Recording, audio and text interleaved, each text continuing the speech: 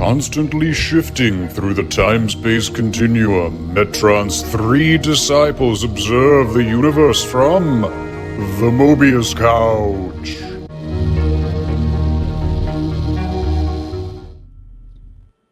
I'm an alien. I'm a legal alien. I'm an Englishman in the Mobius Couch, a time-space interdimensional vehicle from which your three hosts talk about travel, rewards, credit cards. Today, we're going to talk about a new entrant into the market. We're, of course, going to talk about the City Strata Elite credit card, coupled with American Airlines. How does it compare to the Chase Sapphire Reserve and the Platinum Amex card, a classic standard in the travel reward space? Joe, Pat, how y'all doing? I'm good. I'm very really well. stoked about this topic, actually, because it's all so confusing. But you know, we are going to find the best value for our listeners' dollar. Yeah. Oh, wait a minute, though. Wait a minute. Something's What is weird it? with the couch dials. It is an Again? interdimensional vehicle. How many times Let me just. are you gonna put us down in the wrong dimension? I'm not saying. Let me just make sure the dials are. Boop, boop, boop. Boop, boop, boop, boop. The Mobius Couch. Where we Oh, talk hey. about comic books. Oh, okay, comic books. That's better. That's better. Your three hosts are me, Alessandro, and Joe Pat. Hey, everybody. How's it going? Hi. Hey, This Joe is Pat. Hey, Patty. And that's Joe, Hey, and there's hey. Joe Pat. And I'm Al. Joey. And it's the Mobius Couch. The couch. Yeah. Mobius Couch. There's Al. He's in the middle of the couch. There's me and Patty. No, I want who an are just edge. one body with two heads. I want an edge of the couch, so I don't want to be. You don't get armrests. You're in the middle seat. I don't like that. Well, it's one of those Okay. couches that has the armrest in the middle, though, as well, right? Oh, it's like a okay, all right. Like yeah. a full coasters. segment? We each have their own coasters, you know. Yeah, because there's For all the how else would wine. you have the controls? Because there's no on the Mobius couch. There's no panels out front. It's all in the armrest. Well, you mentioned you just sit your hands. coasters. I've been resting my beer, I think, on the controls, which is maybe why we. Is control that the what it wrong is? dimension. That's maybe why. You're also drinking while piloting. Yeah, that's not interdimensional smart. Well, vehicle. there's no. I mean, Mobius Couch interdimensional vehicles don't have like licensing Yeah. like standard motor vehicles. No, do, so it's no, fine. no. There's no rules against it. It's fine. Okay, I mean, there isn't any rules ladies and because we're gentlemen. the only interdimensional vehicle. Yeah. Other than the Mobius chair. Well, there is a Mobius chair. Oh, what are that's the true. odds we'll run into that So that's guy? right. I know, pretty slim. Yeah. Pretty slim. Okay, ladies and gentlemen, today, I know we've done a lot of Mhm. DC lately, and that's on us. Sorry, I'm just too much DC. We needed to do a trifecta of an absolute Batman. But Wonder we Woman, have a Superman. I treat think it's fine. tonight. We have a treat because we're going to be talking about a Marvel times 20th Century Fox property. Exciting. Oh. Aliens versus Avengers. Woo! Written by a friend of the podcast, Jonathan Hickman, the Hickman. Not the Kirkman, but the Hickman. Not the Kirkman, the Hickman. And art by Esad Ribic, who's also a friend of the podcast because he did Thor, Also the from God Thor? Killer, the God Yeah. Butcher. art. Which My black shirt really went well with the puppeteering just then. Yes. You couldn't see my shoulder at all. Okay, and a podcast is an audio medium, but for those watching, Joe had a little. We Mobius Couch have thousands of people watching on YouTube, Al. He had a little Mobius Couch toy. So Aliens versus Predator. Aliens versus Avengers. I'm sorry. It's another. Aliens fight. Are we doing Aliens versus Predator after this? Aliens do fight a lot of different properties, but we're going to be talking about them versus Avengers. It's a 4-issue limited run. Again, Hickman, Ribic. Art color by. Is it Ribic or Ribic? I think he's Croatian. Is it Ribic or Ribits? Ribic? Oh, I don't know. I'm asking. Luka Doncic is. I think he's Croatian. So Ribic. I'm just gonna say I'm gonna Ribic. go with whatever Al says, even though Okay, Al Ribic. was like, Wrong I don't know if most you of the got- time. well, Let's no, go the with one that. the Wonder Yeah. Woman episode, we all pronounced Hecate, Hecate. I don't know. We all pronounced it differently. Oh, Hecate. Hecate, yeah. Yeah. But I also, in addition to Hickman and Ribic, I wanted to call out Eve, I don't know how they pronounce it, Svorcina, who did the colors, because those Very are nice. impeccable. Those are amazing in this. So I want to call them out. I mean, did the colorist do Secret Wars? Yes. The new Secret Wars? Oh, okay. yes, he did the Secret With Wars, and he Ribic? also did Thor, God Butcher. The God Butcher. It was both. It was That's that where I combo for recognize God. it. God So Butcher they as work well. together a lot, basically. But I wanted to mention that because I'm going to talk about how great the art is. But Yeah, the I do art. feel like 80% of it is just the color work is beautiful. Really Choice. perfect. Perfect for the art. These shots that I was like, it looks like I'm watching. Yeah. Yeah, it's great. But before we get into that, The colorist, or like the color grading for that movie is amazing. But but before we get into that, I want to give a little bit of background. So I know a lot of you are wondering, wow, there's probably a really cool story behind Alien versus Avengers. I don't know, because I couldn't find any information. What I can assume is that Marvel and 20th Century Fox just looked at each other and said, how can we make money? How can we make some money? And just thought, why don't we have our aliens fight your Avengers and make money off of that? Al, all I'll say is if that's the case, then they put a great creative team on it, because this is a fun book to read, whether it was a money grab or not. So yeah, but I just wanted to say, I think that's probably all of the thought that went I'm sure into that's what it was. The creation of this. People love making the aliens fight other stuff that that's all they do. Well, they fight predators, they fight marines, they fight Batman. There's other. I don't know if there's any interconnectivity of the storylines, but there's other, like there's Wolverine versus Predator and Captain America versus Predator and Black Panther. No, there's an alien. I think there's an Aliens versus Captain America coming out now. Oh, maybe. I think that's interesting, because but I don't know if it's technically Alien singular versus Captain America, and it takes place in World War II, and that's coming out. Oh, interesting. So if it's drawn by the right people, I'm in.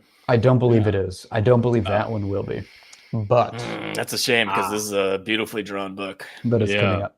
I mean, Ribic has never let me down. So let's go into overall takes. I'll give mine real quick because I've been talking. Let me just wrap it up. Sure. This is dumb fun. It's just dumb fun, but I did enjoy it. I mean, I'd give it like whatever, a B+ or something. It's not going to blow your minds, but I just, as to turn your brain off, and it's not a mainstream comic. It doesn't fit into anything. It's just an alternate future world of we're going to fight aliens. So for that, I thought it was dumb fun. I do think my main complaints are basically mirror complaints I have with Alien Covenant and the Alien films themselves and where Ridley Scott took them, in that I would love to learn more about the engineers and what they're about, and we don't get any of that. We don't get any of that here. No. Yeah. We don't get any of that in movies. This we don't get that heavily here. on, you've watched those movies. I'm not telling you shit about the aliens. Here we go. Like that's... Yeah. But you still don't know much about them in general from the movies either. But generally, I want to make a quick comment about the aliens. This really devolves into just Marvel heroes fighting Sinister, really, and the aliens are dressing around that. Sure. Neither the aliens nor the engineers nor the synthetics that are also involved really have anything to do with anything other than just window dressing. So that I wish they would have got into, colored in a little bit more character into that angle of it. I feel like we get a lot of Avengers and fewer aliens. Another thing is I would have loved a more survival horror direction of like the Avengers are trapped on a spaceship fighting aliens. I would have liked that a little bit more, I think, than this grand space opera Age of Apocalypse style thing.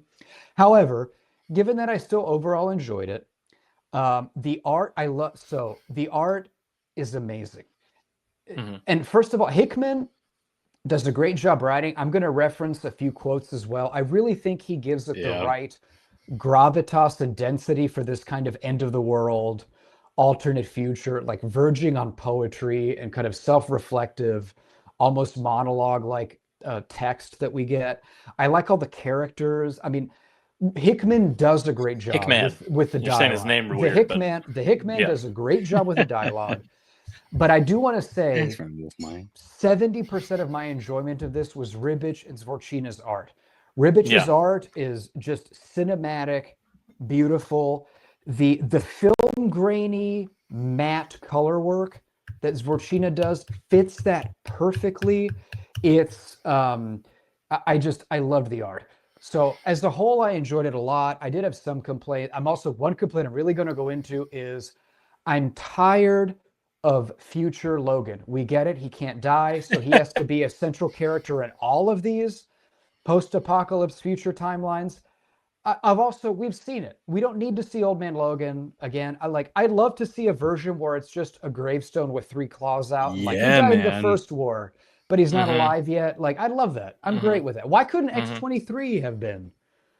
That would have been cool Instead of because Logan. they focused on Miles and not Peter, which I thought was fun. Well, but my one complaint is every one of these Marvel alternate universe future timelines, there's always an old Logan. There's always there's like a central, and I just feel let's give somebody else a shot to be that version. Yeah. Of it. Having said that, again, overall, I enjoyed it. That's my take. Okay. I'll go Patty because I think I'm going to go fast, and I'll probably since you said your overall take might go all over the place, I'll probably have a lot of commentary to jump in with you. But overall I loved it. I thought it was super fun. As Al put it, turn your brain off, like kind of Jack Reacher TV show style comic book. It was super fun. I love these kind of alternate, I guess, futures. Story arcs. Yeah, those are always up my alley, and this is just a fun way of doing it with mixing in the aliens. I think the artwork was spectacular. I loved it. We'll get into more details about that. The only I guess and I did really like the writing too. Hickman did a great job. So all around creative team did a really stellar job on this book. So as I said earlier, if it is a money grab, then they picked the right creative team because it was super fun and I didn't care. but the only thing I would say is it's kind of in line with what Al was saying in terms of going like, I wish it was a little more confined in terms of the story arc. I don't mind that it spanned, millennia and went all over space and creation and universes. That was sort of fun. The only thing I would say I wanted a little bit more of was like maybe another page or two of brief glimpses into how certain heroes didn't make it, kind of thing. Yeah, like they showed, for instance, they showed a really awesome Apocalypse was like the last one on Krakoa, and I was going to call that out. Town on him and was like the strongest survive, and I was like, that's phenomenal. It would have been really cool to maybe even in because there's brief flashbacks where it's only like a page or two of like, this is what happened yesterday, and you're like, oh, okay, that's kind of cool. And it would have been kind of neat to like maybe Miles witnessed Spider-Man or Peter Parker die or something like that, or Gwen or something, and like just show like a little give who the survivors a little bit more like weight in how they're feeling right now, because they do sort of just go kind of straight into being like heroes again, sort of like, and they do have kind of a weight. There's a weight to them all. They all have seen their friends die. That's clear. But it would have been just a little nicer to put like a few cherries on top, I guess, is all I would say. Yeah. We could have, they definitely could have spent time showing how Rick Jones died. Yeah, I would have loved to see how Rick Jones died. A real Avengers fan really wants to see how Rick would have. No, Rick's gonna show up at the end and save everybody. And wouldn't that have been the best? Him and Kang just walk out of a portal and be like, "Well, everything's fine. Come on in here." Yeah. Anyway, I really liked it. Go ahead, Patty. Okay, I guess A minus. I don't know. What are we doing? Letter grades?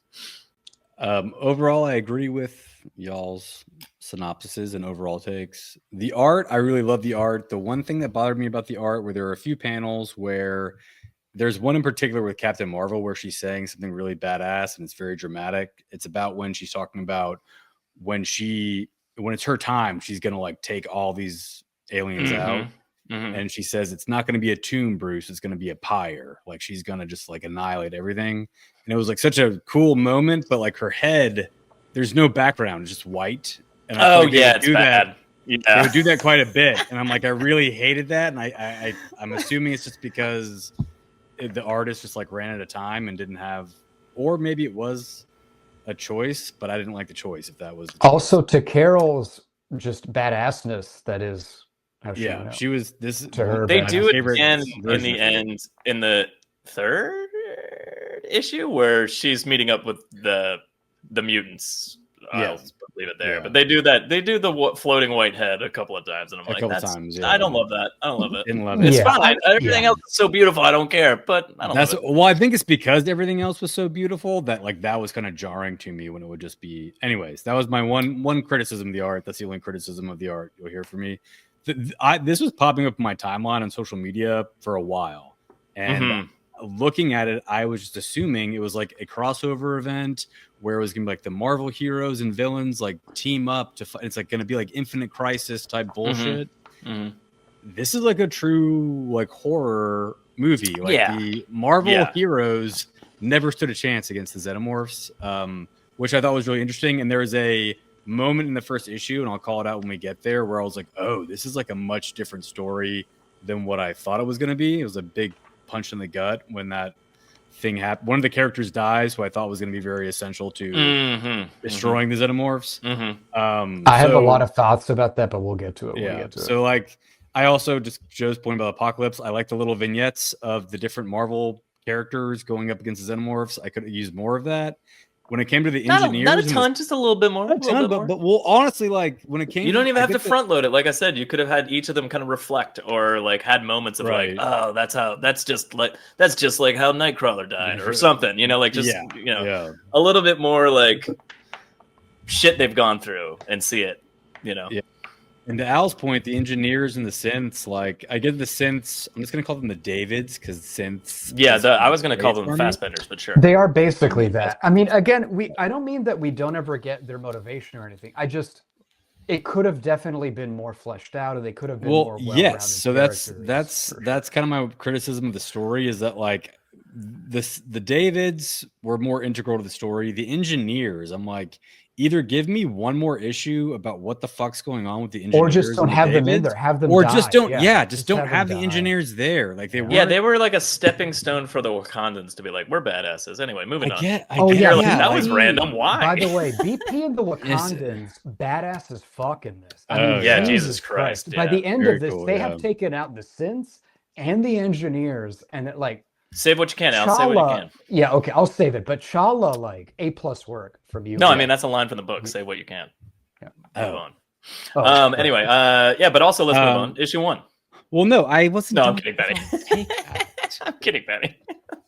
Sinister was amazing. The Hulk, the art, the Hulk. I mean, Patrick, he sit broke down. Breathe, Patrick, breathe. Broke the Snyder Zoo scale. But also, like, this is my favorite version of Bruce. Tony Stark, by far my favorite version of Tony Stark ever. I thought he was total badass in the story. The Old Man of Wayland? Yeah. When also, Tony wasn't a drunk piece of shit in this. Yes, he was actually awesome. The way he goes out is awesome. When he confronts the Davids is awesome. Like, so good. But so yeah, I think Bruce is awesome in this. Yeah, they're all. I agree with every other point though. Like, the art was great. The story, I thought was good, and I think Hickman does a lot of world building that's just not shown. And I kind of wouldn't have minded one more issue of. I agree, but I liked the pacing. I liked that it wasn't. I mean, they're oversized issues, but it was only 4 issues, and it was a very succinct storytelling, and I don't dislike that, you know, like, but I do kind of, I want more. I'd love an AVA 2 or almost an AVA prequel or something, but like, I don't know, I'm it'd be fun to explore more of the little areas that he touched upon. I also would have liked that, but then there's also a universe where this is 6 issues and maybe drags, and I don't. I think one more issue would have been enough. I think. Yeah, I feel like it's the thing where I'd rather just be left wanting more than get too much. But I'm kind of torn on that. But let's get into it. So as we mentioned, this is 4 slightly larger than normal issues, but 4 issues. And let's get into issue. So issue 1, we're automatically, one thing too, that when I read this, I didn't realize it was kind of like a future alternate universe. So I had a lot of questions of like, when did Wakandans go to space? Why is this? You know? But then so they mentioned like a black hole and time dilation, you know. But this is also after, like, so I read this twice. I read it a few months ago and then just reread it. And I'm like, oh, like, knowing how it ends and knowing the Wakandans kind of conquered space and had a whole, like, civilization that, like, spanned numerous galaxies. Yeah, they were an intergalactic makes more sense empire. that they were showing up to confront the Davids. But when you read the first issue, it's a little bit jarring. But right, to Patrick's point, by the end of it, it's actually kind of ends up being a cool quirk that it turns out the Wakandans just colonized space. They had a space empire. But we're, Chala and is it Avani, his son? What's his name? Avari. Sorry, Avari. Azari. Oof, we got to take better notes. It's Azari. But so they go to a quote unquote what's presented as a Shi'ar vessel, actually, at this point, that's infested with aliens, and they just go bad. They start electrocuting them dead. I mean, they're pretty bad. They're just badass. Like, they beat the shit out of these aliens, and they confront the Shi'ar, and then the twist is that they're android synthetics from the alien universe. Yeah. And they sort of killed them. I don't know how much more detail you want to go into this, but it's kind of just introducing this facet of it before we get into the kind of larger scale recap of how the synths kind of infected our reality with the alien eggs. I love. Go ahead, Patty. No, I was just gonna say, after the Wakandan scene, it goes into how the Davids infected different worlds and they break down like what they did. I really enjoyed that whole beat for beat when they were like, within an hour, the xenomorph is fully grown. Within a day, a hive's been constructed for the queen. A few days later, the queen begins laying eggs. Within a week, each queen produces a brigade. Within a month, endless army. Within 1 year, a planet-raising horde. And it was just like kind of quick, pictures of what was happening. And it kind of, because I don't know, if someone were to pitch the hypothetical of, every Marvel hero and villain versus alien xenomorphs, who wins? I'd be like, well, the Marvel heroes, obviously, easily. But they did a good job of showing how the xenomorphs really just overwhelmed.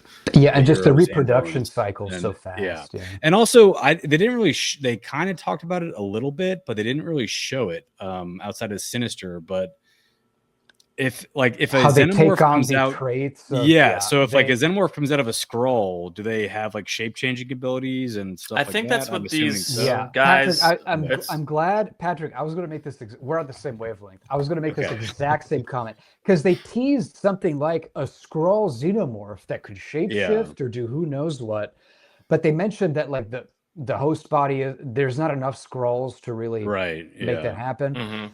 And we do, and to Patrick's point, we get one kind of vision of that with Sinister, but that's sort of it. Like, it'd be more interesting if we had more variety in the xenomorphs, but I think it was kind of showing that like Sinister was better at manipulating the genes of Sinister the definitely Xenos. He's the master at that, for sure. Yeah, as compared to like the Davids or whatever, the Fassbender robots. Yeah, and also I misspoke. Sinister would be the mistress of doing that. Not the master of it. Yeah. But he's a geneticist. Extraordinaire. I just want to say, I mean, I know we've talked about kind of when we all agree on how awesome the art is, we tend to not necessarily mention it a ton. But I just overall, this isn't calling out anything in particular. Although I am looking at this panel of Chala and but like the way that it's penciled and then the pencils aren't erased, like it's like he fully renders it in pencil and then the ink lines are very subtle if they're almost at all, and then the colorist comes in and just washes over everything. They work so well together, it's not even funny. I love the art. Like I love that pencil scratchiness in the shadows and stuff. It works so well. Like, but it's such an interesting take on classic comic book art. And a lot of the characters are older, and I do love the detail he gives to kind of the aged faces with the wrinkles and just like the rendering, just like his ability to render like massive catacomb inner spaceships or whatever he's drawn. Like, it's just fantastic. That close up of Apocalypse's face, look at that. Yeah, they're so good. Honestly, like it's best so page detailed in and book. perfect. Yeah. Apocalypse. It's just so good. It's everything now. Every face has a lot of like his eyes are. I wouldn't say oversized, but just really, really detailed and very like. I don't know. You really look into really very expressive. Really look into their souls, basically, almost every panel. It's really great. He's phenomenal artist. It conveys so much because Apocalypse is all about the fact that mutants are the superior race and like survival of the fittest, and here he is facing these aliens that are kicking the shit out of him, and you can tell how just like determined he is, yet also like resigned to the fact that like he's gonna die. It's his last battle. Yeah. Like one thing about Apocalypse I'll say is as good as the art is, and I do like this character turn of him just kind of fighting to the death, and it's perfect for him. Every time I see that self-branding with the A on his belt, I laugh. Yeah. It's just we've got to change that. It's just too much. The A on the belt gets me every time. It's so not even stupid. A functional belt anyway. It's not. It's just his armor. We gotta get rid of that. I loved the brief. Go ahead, Penny. I was gonna say I did enjoy the light political commentary about how the Inhumans were safe because they were like in a force field bubble. Yeah. But because of like the fact that there's poor people and rich people, there was like a rebellion. Like they couldn't get along with each other, and the shield breaks. They like spelled their own demise because that was a cool quirk of like, well, they could have survived. Yeah, but they could have survived, but I was good on that same note. I was gonna say I love the panel of just like, and the Atlanteans died. No one was there. Yeah, they're all dead. But I do want to say, I know we're kind of pointing that like with a joking tone, but Hickman really writes this stuff well. Like it doesn't come off as a joke while you're reading it. It's really somber and almost like respectful and tragic in his like wording of everything. I think he really paints a good picture and like a somber picture of sort of the end of the world and what all these heroes that we've grown to love, and Namor and Atlantis, the Inhumans, Apocalypse, even these traditionally villain characters are given this kind of nobility as they face their extinction and their death. And I like that. I like how Hickman is kind of painting that tragedy and giving them all a really human, noble, kind of naturalist struggle against the end as they all go into that good night. And I think Hickman really nails the writing in terms of like the word choice and the tone he sets. I think he nails it. Like with the dialogue and how he's describing all this. Yeah. Everything I feel like with Hickman, he really thinks things out. I back to like the world building. I feel like there's like a lot of world building he did that you don't ever see. Yeah, he pondered through this entire scenario and then went, I'm going to write about this part of what I just thought. Right. You know what I mean? Like he doesn't go into like all of what he thought of. He just shows you little windows into it. That's why why I was like, it's not that I want a sequel. I just want I want little expansions into like what happened. Like when you said Captain America versus the aliens earlier, I was just like, oh, I want to just see Captain America in an outpost on Earth just fighting aliens with a bunch of just protecting a small little outpost full of humans. I would have loved to see up to that point. Anyway. So verging into the alien universe, so in this Avengers world, we get introduced to that there is a Weyland-Yutani corporation. Mm-hmm. Which is, if you've kept up with aliens, they're the big, the Weyland Corporation in Prometheus sent out that first kind of mission to find the engineers and all that. And then Weyland-Yutani in the original Alien and Aliens franchises were the kind of like soulless mega corporation that is trying to harvest these aliens to the detriment of humankind and all that for profit. And what's cool is they mentioned the old man of Weyland. And I was thinking that it was going to be Guy Pearce's character in the Alien Prometheus I think you're supposed to, because they go out of their way to not say that's what I mean. I think it was intentional. Yeah. So when I first read it, like those first few panels, I was assuming this was the Guy Pearce character who in Alien Prometheus was a wheelchair-bound old man who wanted to find immortality and went off to the Prometheus world. We'd have to talk about that because I think it's a trash movie, but we're not talking about that. But so So I thought this was going to be him, but then the twist is actually it's Tony, and later we find out why he's the old man of Weyland, which is pretty cool. That just doesn't work. Outmaneuvers synthetics in a cool way. But we do see him wheelchair bound, Yeah, show that panel with Bruce at the top of the sun.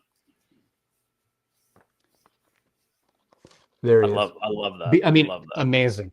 It's also very a lot of the Earth and Wayland City stuff, apart from Alien, another Ridley Scott property, because Ridley Scott, of course, directed Aliens and Prometheus and Alien Covenant, but very Blade Runner-esque, another Ridley Scott film, another cyberpunk sci-fi classic out of the Alien universe. But I felt like a lot of the architecture was very like Tyrell Corporation, Blade Runner, for sure. 29, all of that was in there. Yeah, visually for sure. There's it's mostly the color palette, but yeah, I agree with you. Yeah, it's got a lot of Blade Runner. I mean, Blade Runner, doesn't that kind of like weirdly mix with the Aliens versus Blade? We got to do it. That's the next one. Aliens versus Blade Runner is the next. No, I mean, isn't the Wayland Corporation like in Blade Runner or something? I think there's that's like the Easter Tyrell. eggs. There may be an Easter egg. No, I think there's like Easter eggs. Yeah, I think there is an Easter egg. Yeah. Aliens versus Predator versus Blade Runners versus Captain America. I have a note about Bruce that I want to talk about. A lot of times when it's like future, it's like the Hulk survived, but Bruce isn't around anymore. Or Bruce just isn't there. Yeah. I love that it's old man Bruce. Yeah, and not old man Hulk. Well, and then both. It is, but like, so you know, like, but when he transforms into the Hulk, he still has dark hair, and I'm like, and I kind of like love that, like maybe he just barely ever turns into the Hulk. Unless he really needs to. Like, he's lived such a long life, barely transforming into the Hulk, that he's grown old, but the Hulk is still, like, young, kind of. Well, the Hulk still has kind of an old face, though. He's older, but he's not, like, a gray hair. He's distinctly not gray-haired. Let's put it that way. Like, it's very clear. Like, Bruce has white hair, and the Hulk has black hair, basically. Bro lifts, though. He is a... I couldn't get over it. He is a bulldozer. He draws the Hulk so perfectly. It's incredible. Funny. Yeah, he does it. But on top of that, there's moments, and I think the best one, I think, is when he's, and I mean, yeah, it's when he's fighting the alien inside the inner chamber at Wayland. And I guess we'll get there in a second, but like the rippling muscle on that Hulk body. The ass on that Hulk body. His back. Look at his back. The detail of his back muscle. That's what I'm saying. Yeah. So, but like the way he draws it, he'll draw the same physique if he's just standing there too. But the tendons aren't stretched and like the muscle isn't tight, you know. But when he's doing something, the detail that he draws in the musculature is incredible, and it just adds a level of like. Well, it heightens the Hulk and like the whole Hulk and shows that he's tensing and he's ripping something apart. It's so well drawn. It's not even funny. Like because he's still the Hulk when he's just standing there, and all that muscle is there. But when he's actually using the muscle and it like tightens, he draws that, and it's fucking amazing. It's amazing. It's I love that for the Hulk because the Hulk, his whole thing is he is this physical being, and the way he draws the musculature in an almost like medical textbook detail sense. Yeah, that's kind of what I'm saying. Really lends it to that. Just real, it's also so power. Reminiscent of like an old '80s Hulk too, because he's not like fucking enormous. He's just he's just muscle on muscle on muscle on muscle on muscle. Like it's just stacked. Well, he's big, but he's like drawn in again in like an '80s version of the Hulk. Like you would read like in a Spider-Man comic from 1986. Like he's not drawn in like the 90s version where he's just gigantic.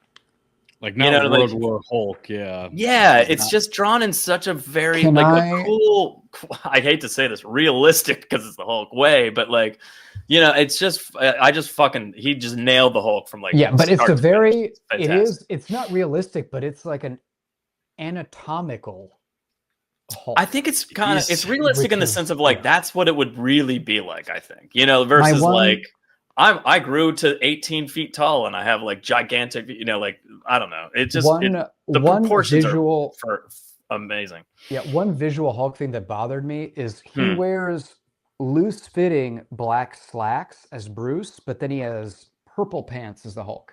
It's comic. Where does that change? First of all, you gotta gotta color those purple. Also, he's wearing like So he's wearing purple pants under he's the wearing black purple slacks? workout pants. Yeah, don't sure. like Like long underwear. You know, he's an old man. He doesn't have great circulation. You know, his legs get cold. He puts his slacks on over some long purple pants, tights. His ass. The amount of panels where his ass is like dominant in the frame and how detailed it is wild. It's like every other time. It's a lot. It's a lot. He's serving cake. What about the? I had one Patrick, thing. Al, you have it on iPad too, right? No, I have just the physical. Yeah, flip to page 30. I don't have page numbers on this. I don't have page numbers either. I was going off. Which panel do you want me to? It's right after he jumps down. It's right after the panel on screen right now where he jumps down. It's the next page. Spider-Man's pulling Valerie out of the car. Where you see his shoulders and everything? No, the next page. Sorry. Where he's lifting up the concrete. Yeah. Look at that. Look at that crotch shot. Oh, that's not even there's another one later on that's like, what the fuck? They really went out of their way. Hulk's got a big old dick. Yeah, it's enormous. Like, it's fucking huge. Okay, I want to move on from this because he's packing something in there, Betty. There's a scene later where both Old Man Captain America and Old Man Hulk are like intense fighting things, and I knew that Patrick had to read that in a private room. All right, I'm glad. I know we all needed to go down a Hulk rabbit hole. Yeah, but let's talk get out about of that rabbit hole. Okay, well, I have a few things to say real quick on the issue. Okay, go ahead. Okay, go Patrick. Go Patrick. Bruce and Carol are reminiscing. So the premise of the very beginning of issue 1 is that Valeria, who is Susan Storm and Reed Richards' daughter, and she's like a super genius. Allegedly, it could be Dr. Doom's daughter. We don't know. She is on a mission, and Bruce is like her surrogate father because Reed is dead, and he's concerned that she's not back yet. And Bruce says on his deathbed, Reed Richards made me promise. He made me give my word that I would protect his only living heir. And I was like, it would be fucking Reed to refer to his fucking daughter as his heir. Like, it's very weird. Cold motherfucker. He's like, it was bad when Johnny and Susan died in the accident. Reed got worse when Franklin and Ben disappeared to who knows where, never to be seen again. He was convinced the universe he had bent to the shape of his life was conspiring to take away the only thing he really cared about. That's the only thing you really cared about? You didn't care about Johnny or Sim? Well, he definitely didn't care about Johnny. Or Ben or Franklin? Definitely did not care about Johnny, for sure. We know he didn't care about Ben. I mean, we know, because he could have cured him 1,000 times. He could have cured him 1,000,000 times and hasn't. I don't understand why this is such a thing, why they refuse to cure the Thing in comic books. Well, they worked. Just let him transform. We've got fine. Thank God. Finally, there's a storyline where he does get cured, and I think he misses being the Thing so much that he let him transform like the Hulk. Why is this a big deal? We've been over this. Give him his superpowers and let him be a normal man. So it's Reed Richards. We've been over. He can figure it out. There are about 300 individuals in the Marvel universe that could find a perfect solution for the Thing, and they all choose not to. I'm saying it's the Thing's fault. He chooses to not be. Sometimes we choose. You know, a lot of people have self-sabotage. He does. He is a little self-pity boy. Pat. Did you have another? You said you had a couple points. A couple points, but I thought we were further along in the issue, so actually that was my only point. Okay. One thing I want to mention, because you refer to Valeria as a quote-unquote genius. Why not wear a face covering? I think if she's so smart, why not wear an Iron Man mask over your mouth so as not to get? She's into that. Also, why is Iron Man rolling around in a wheelchair and not covered in armor all the time? Why? So I just this is a big plot hole for me. Let me talk about this now because we're gonna get there. Big plot hole for me. 2020, COVID hits.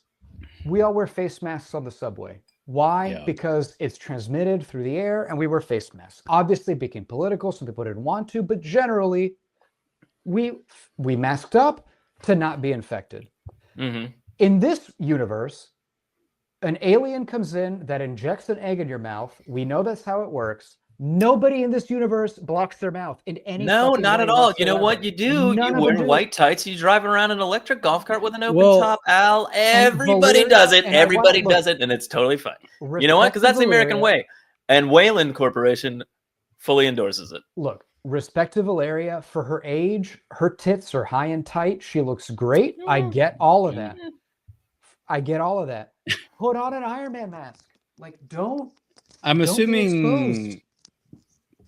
Hickman. Why Right, go Valeria into does the look all right. alien She looks all right. queen's egg chamber? She ostensibly snuck into the alien. Well, she queen's was egg chamber invisible. She was to invisible. steal an egg. Why not cover your face? You know, she tripped. She didn't think she was going to trip. She said it herself. She's, you know, her hubris got her. Did her you killed, check? Did you guys clock the little smiley venom face on Miles the first time around? The first time, yeah. I was like, oh, that's okay. Because then I was like, who is Spider-Man? Is it Venom or is it, you know? At first I was Miles, and then I was like, oh, is it just? Well, it's clearly Miles. They call him Miles, but like, yeah, but when it showed his smile with the teeth, I was like, oh, is it just the symbiote like taking the form of Spider-Man? Oh, gotcha. Yeah. But it was both. I missed it. I missed it until the. So were you symbiote truly came off. surprised when it went around I the was face? truly. I did cool. not see it. So when it came, it off, is subtle. I was like, I saw it, so I was not surprised. But it is was subtle. cool. So I was like, I was So- wondering who would miss that or who wouldn't. You know. Well, kind of so thing. in issue 4, I'll talk more about this. I thought it was super fucking cool that symbiote like rock paper scissors symbiote yeah. better than Yes, yeah. xenomorph. I thought that Xenomorph. was a really cool twist. We'll get to that more at the end because that really comes into play in issue 4. But I thought that was pretty cool. Because what happens is, so as we mentioned, let's just get. It's also behind everyone's back, and I wonder if it was like he's hiding it from everyone else too. Could or be do they until the facehugger get. But yeah, because they all freak out when the facehugger grabs Miles, and that happens in the next like minute or two in the comic. I'm not jumping too far ahead. I'm just saying like they freak out when Miles gets grabbed by the facehugger, and then the symbiote goes off from around his face and grabs the facehugger and takes it off him, and everyone was like, "Oh shit!" And I was like, "Did he survive this long?" And like every once in a while, a little Venom smile would pop up on his mask, and no one fucking saw it, kind of thing. Like, and I'm like, "That's crazy." But so for those who don't understand, so I guess we haven't got into alien lore, but if anyone doesn't know, the alien reproductive cycle is different from our own. They have eggs, and out of these eggs pop up these little face hugger things with tails and clamp bodies, and they clamp onto your face. And they shove like a proboscis penis into your mouth and inject an egg into your ribs. That's kind of what it is, right? It goes like, what's a proboscis? Define proboscis. It's an elephant, like an elephant trunk is a proboscis. Oh, you see. Okay. Yeah. Or like butterflies have kind of like proboscis. So anyway, it shoves it into your mouth, and then it injects. It shoves a dick in your mouth, and then it puts a xenomorph inside your belly. It's a dick in your mouth, and it injects comes in your mouth, in your belly, and then it dies. And then actually not your belly, your rib cage, because it kind of your rib cage more than your belly. But whatever, they put it in. It grows inside your body. They put it in you, and then the xenomorph baby comes out, and then like within 3 hours, it's a giant monster thing. Yeah. And it's this is the part that's unclear to me. Do they eat? What do they eat? Do they eat it? Because they have a little mouth that kills you, but they never seem to eat you. Yeah, what do they eat? I don't think they only murder, right? They show them eating. They sometimes they bite people's faces off. I'm talking about general alien lore. We mostly see them only murder, and not. I think it's kind of like they're a heightened super being that doesn't need food a lot. I think because they're kind of like the whole point is it's like bred to be like this ultimate killing machine. So I don't think they need food often. So it's more about killing. It's more about killing than the eating. Yeah. Okay. Well, so anyway, that's what aliens do. So what we were talking about with Miles is a face hugger got him and like shoved their face hugger dick to impregnate him, but the symbiote blocked it and like wrapped around and took over the face hugger and out parasited the face hugger into like the symbiote took over, which is really cool. And then the face hugger symbiote reattaches to Miles in a cool white kind of Future Foundation times Venom suit, which I thought was really cool. Yeah, I the thought it was facehugger pretty cool. becomes like the Spider-Man symbol, kind of. Yeah, I thought that was a pretty neat. I thought it was. Yeah. I thought it was awesome. I think that's when this twist. came up on my radar, was because when that suit was revealed, it was like all over my Instagram. And so I Here's a kind of vision saw of the it. I suit, think but it's I a didn't. cool suit. Honestly, I I think it's a didn't really even cool notice. suit. Yeah, it's really cool. It's very cool. Also, when it first jumps onto Miles' chest, he's got like a long face hugger tail, and it's right by his dick. It looks very sensual. One comment Right, I want to make about Miles, and it's going to come into play more in like issues 2 and 3. Most of the old people that Ribic draws are like Captain America, Hulk. Like they look good. You know, they look healthy, in shape. Carol looks great for her age. Valeria, I mentioned. Does she? Valeria, like I mentioned, keeps it tight for her age. Like they all look great. Miles looks like he has cancer. yeah, He Miles has like a wan face with sunken in eyes. He does not look healthy. He must be. I mean, like how he must be. If in Carol his is like 50s. 60 He's something, younger than Carol and all. He Yeah, must but be he's around older. Valeria's He's age, right? older than Valeria. He's not a lot older, but Well, I think she's teenage like, older. What, let's say 14 years she's older? 10. Let's say she's 10 in current continuity. He must be at most 15, not older than that. So he would be about 50 But this is years what I old. mean. He just looks gaunt and like unhealthy. Yeah. well, I mean, it's not like they're like living high on life, man. You know, like it's the end times. You know, like it's not like he's getting steak every night. I don't know. You know, I mean, like, kind of makes sense. I guess I didn't think they're probably eating like protein gruel every day. Like, you know, I think because he was still acting like Spider-Man, like such a youthful spirit, that I just didn't realize that, like, oh, this guy's fucking 50 years old. That makes sense. Yeah. It makes Yeah, sense. he's still he's still wisecracking. Like, who who spilled the milk over there? It's like, buddy, you're 89. You know? So Valeria's plan is to create a virus that will kill the eggs. So like her hypothesis is that like everyone tries to stop or save somebody once the facehugger grabs them, and she's like, we just need to kill the eggs, so we need to create a virus. So that's why she went out to retrieve an egg so she could study it and test it. And then she tripped, and so when she tripped, a facehugger got her. Yeah, because she didn't have an Iron Man, because she didn't have no face covering. It seems like a weird plan. Seems like a simple solution to wear some armor if she while has you're doing your invisible woman experiments. powers, can't she make a force field to block? No, I think she said it's part of a suit. Yeah, she only had invisibility. She didn't have. I gotcha. Well, then wear your helmet. Well, again, we'll just listen. Maybe they didn't have the resources. Maybe they've tried that before, and the facehuggers can just rip it off your face, and it doesn't matter. Maybe. I mean, the Xenomorphs, again, killing machines that they are. Iron Man, spoilers, he wears armor eventually. They punch right through it. Yeah, you know what I mean. Like he gets stabbed by a tail in like 2 seconds. You know, the way she described it is she tripped and it got. She didn't describe anyone ripping stuff off her face. She just said, "I've done." She said, and then they were all over me. So it was like it sounded more like the Xenomorphs got her, and instead of killing her, they put a facehugger on her. And okay, let me. You know what? Forget everything I said. How about you send a manned robot to grab it instead of you? I'm sure. Yeah, they clearly they have an army of drone war machines. So again, I don't think where she went and why she was late getting back, presumably, was one, she tripped and got infected and didn't know. But but two, where she went, I think, was like the den of death. Like there's like they could send in 1,000 war machines and then nothing would come out. Like I don't think that sending a fucking drone robot. I don't mean send 1,000. I mean covertly send one instead of a human being. I'm assuming. Listen, here's what I'll say. You're saying that Iron Man has some sort of stealth technology. We've got to move to issue 2. We got to move to issue 2. No, I'm just saying this is a bit of a plot hole. This is issue 1 though. Listen, this is where I was like, oh, this is a horror movie, not an action movie, because Valeria's like, I'm gonna create this virus to kill the eggs, and then she's like, can you guys get the fuck out of my lab so I can work? And then it's a cutscene to Bruce and Tony, and I did like the art. Bruce says, just so you know, I would have blamed you for talking me into letting her go. And when he says understand, I would have been very angry at you. And he's kind of towering over Tony. It was very much like a Hulk type.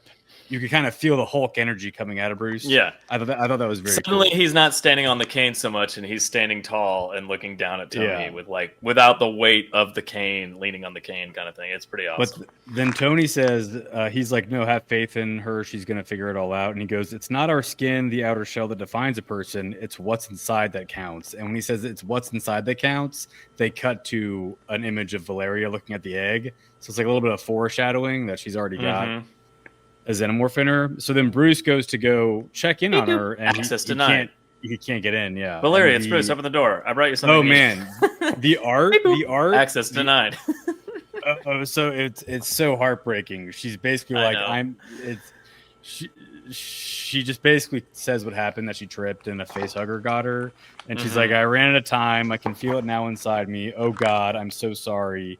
Promise me you won't open the door, Bruce. It can't escape the lab.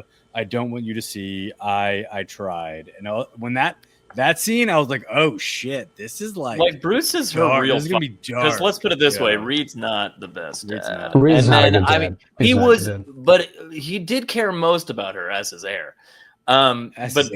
She clearly sees Bruce as her father, and she's like, and it's not even about his safety, because she knows he can go in the lab and rip this alien apart. Yeah. It's about her not wanting to see him her dead body as dead, and I'm like, that's horrifying. I mean, touching, but horrifying. My last two notes on issue 1 were just Hulk's ass when he's fighting the Xenomorph. There is crazy. And then the scene when the face hugger goes onto Miles's body, the Joe, you had the image pulled up earlier. They didn't his bulge is like right in your face. Let me see. Anyways, that's all I got to say about issue 1. When Valeria died, I was like, oh, okay, that's the image you have pulled up right now. You can see that one. Oh, onto his body. I thought you meant onto his face. I got you. What? He's teabagging Miles. What? No. When the face hugger got on Miles's face, I thought not his chest. I was confused. Bulge on his face, but the face hugger on the face. One art note too I wanted to make is this image of old Bruce reminded me of the Akira science babies. Akira. It kind of reminded me a little bit of the science babies, the old babies, the old boys, old science babies. The science. Shakira. That was it.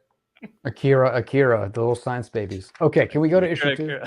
We can go to issue 2. Can we go to issue 2? No, we're not going to issue 2.